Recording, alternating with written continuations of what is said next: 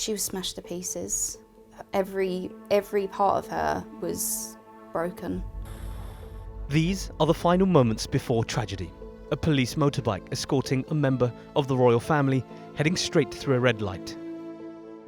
There, it struck 81-year-old great-grandmother Helen Holland, and she died 2 weeks later. She was just crossing the road innocently, incorrectly, in broad daylight on a sunny afternoon. The police rider was found not guilty over the death, but Miss Holland's family are furious. If he's not guilty of anything, then where does that leave my sister? It leaves her, she's to blame for her own death. She was described as one of a kind, a loving great-grandmother whose life ended shortly after she was hit by a police outrider escorting the Duchess of Edinburgh and left in a coma. For 2.5 years, her family waited for justice. But for them, that justice never came, as the officer in question was cleared of any wrongdoing at the Old Bailey last week. My mother and Helen, in the 60s. Chris and Kelly are generations apart, but united in their grief and fond memories of their family member. And they can never forget their loss. I knew from the moment I saw her that she wouldn't survive those injuries. She was smashed to pieces. Every part of her was broken.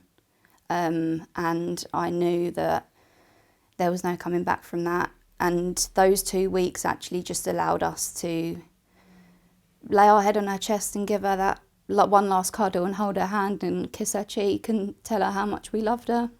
This is all really hard for you, isn't it? Yes, it is. And how did it feel when you learned it was a police officer that had struck her down? We felt angry because you expect to be protected by the police. You don't expect that someone with that level of training and that level of driver training can just run over a member of the public. On the 10th of May 2023, Helen Holland stepped out onto this pedestrian crossing, where a green man was showing. She was almost 3 meters across when the police motorbike hit her. In court, PC Christopher Harrison insisted he had not been complacent on the day, but accepted he did not blow his whistle as he approached the crossing somewhere between 44 and 58 miles per hour. The speed limit here is 30 miles per hour. The 81-year-old suffered fractures to her skull and lower legs, as well as bruising to her arms, legs and body. A post-mortem examination gave the cause of death as complications from a severe head injury. Police escort outriders are legally allowed to exceed the speed limit, pass red lights and drive on the wrong side of the road to try and move. But using these exemptions must be done safely and with minimal risk to the public, the Old Bailey heard. This is a travesty of justice. Justice has not been met. She deserved justice. We deserved justice. Her body was broken. She did not deserve to die in that way. And I'll never ever forgive him for what he done. This is just an example of a two-tier justice system.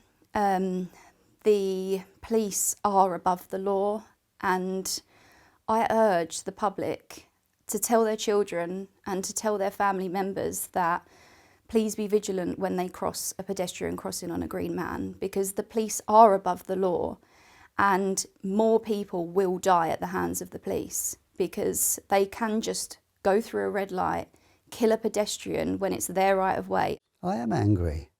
Chris Holmes says he was just getting over his sister's death, but the case has brought back pain, and for him, this is all about culpability. If he's not guilty of anything, then where does that leave my sister? It leaves her, she's to blame for her own death. She was just crossing the road innocently, incorrectly, in broad daylight on a sunny afternoon after having visited her sister. I feel there's a terrible injustice. I know it wasn't intentional, but all I wanted was for PC Harrison to have been convicted with that offence of being careless. It's not a big deal for him. He wasn't going to be hung. And if he had done the decent thing and pleaded guilty from the start, then he wouldn't have put us through the mincer like he has done. A body-worn camera from the police showed in court the moments leading up to the fatal crash. But this footage wasn't from PC Harrison's camera because he says he had forgotten to turn it on that day. If he had turned his body camera on that morning, then we may have seen more of exactly what happened. PC Harrison told jurors the collision was a tragic accident which occurred in circumstances that he had no control over. Do you think that's fair? Of course it isn't fair, it's a nonsense. He was the man in control of the bike. He had the bike that hit my sister and killed her.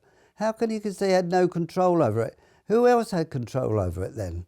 It wasn't me, it was him. He was riding the bike. It was a nonsense statement, absolutely ridiculous. The VIP that was being escorted through London when this tragedy occurred was the Duchess of Edinburgh. Chris can't fathom why anybody would have to travel at such speeds if there was no emergency. I understand that she was on her way back to Windsor for tea. Now, it killed my sister on the way back to tea. Why does she have to go back for tea at Windsor at 60 miles an hour and cause a death? I'm not blaming her, but that's the procedure at the moment. Crazy. I don't understand I don't understand many things at the moment. This has really upset me, this case. Chris and Kelly are now calling for urgent changes, including an upper age limit for escort riders. PC Harrison was 66 at the time of the collision. With confirmation from the family of their intention to sue the Met Police and the Independent Office for Police Conduct calling for disciplinary proceedings, it seems the fight for justice in Helen Holland's name isn't over yet. Matty, really strong words from the family there. What's the reaction been to what they've had to say? Well, we should just reiterate that PC Christopher Harrison was cleared of any wrongdoing in a court of law. But of course, being cleared of any criminal wrongdoing is different to being cleared of any professional wrongdoing. The IOPC is pushing for gross misconduct hearings to take place, particularly given the emergence of the facts in court that the officer in question failed to turn on his body-worn camera and didn't blow his whistle as he approached the pedestrian crossing. Responding to the comments made by the family, the London Metropolitan Police told us they respect the court's verdict. They said age is not a barrier to service in the Met, meeting rigorous training and selection standards is the only benchmark, and they say PC Harrison was fully compliant with those standards. They continued that PC Harrison will remain on restricted duties while he awaits direction from the IOPC about any future misconduct proceedings. They said they'll offer no comment on the fact that Ms Holland's family is considering suing them. A judicial spokesperson told ITV News judicial independence and impartiality are fundamental to the rule of law, and their judges take the judicial oath where they swear to act without fear or favour, affection or ill will. They say in each case, judges make decisions based on the evidence and arguments presented to them and apply the law as it stands. OK, Mahathir Pasha, thank you very much. Thank you.